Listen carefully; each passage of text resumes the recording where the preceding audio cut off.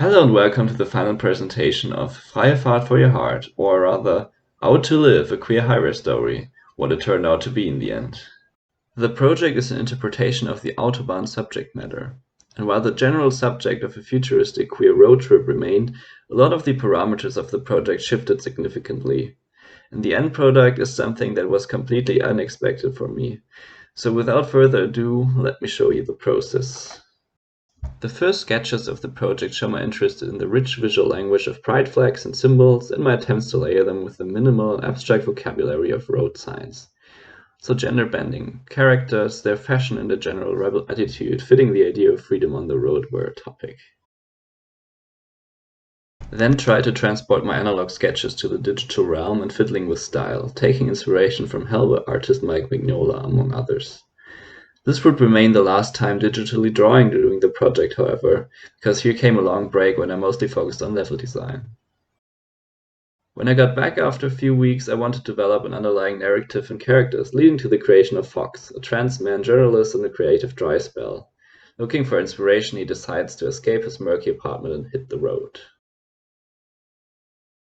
By chance, he bumps into futuristic glam rock figure and staunch nudist F Major 7, who takes him along on a ride. The musician is both trying to escape his debt collectors and following a rumor of a legendary guitar waiting to be salvaged from one of the many dump sites of the future.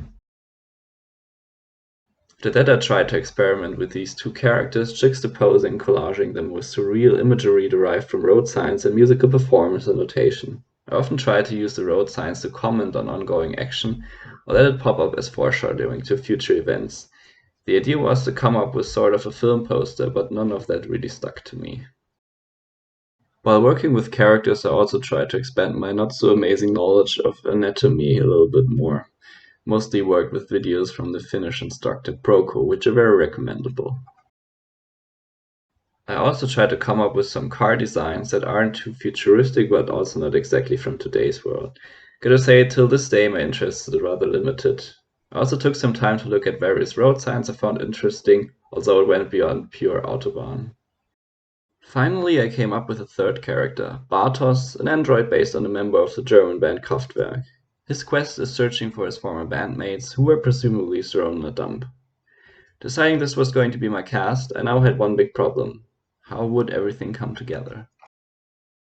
It became clear that digitally drawing didn't inspire me during this project. It was a pretty cool experience to make an analog collage of my drawings though. So this made me wonder if I could transfer the process to the digital world. Started to experiment with After Effects and its simulated 3D options and had a lot of fun with it.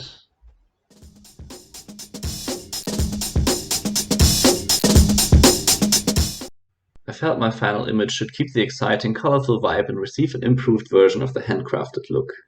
Then I just drew a lot of stuff, much more than I actually ended up using, and arranged everything in an ever slower After Effects scene. Stuck to a square format because it alluded to an album cover. But actually, beyond that there was hardly a plan, I just went along with what felt interesting.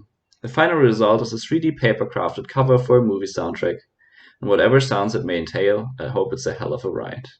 As you can see, I gave the resulting video just a subtle movement of the camera to make the three-dimensional nature more apparent. I would have loved to include more animation, but there was no time and performance was horrible at that point.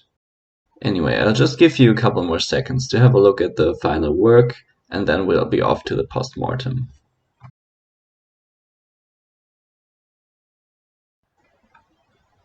Okay, now to the post-mortem. Of course, there were also some problems during the project, and the main one was dropping it for a long time in favor of the level design project. This didn't allow me to take part in feedback sessions, which then hampered decision making and led to me not having a clear goal until the very end. I ended up creating a lot of excess material, which I didn't really use in the end. And also, using After Effects for 3D is a kind of a nice gimmick, but it's really difficult and needs a lot of performance to actually pull off. So wouldn't do that in the future. However, I think I managed to do something quite new and different from my usual style, and I'm happy about that. Thanks for listening and happy Pride Month.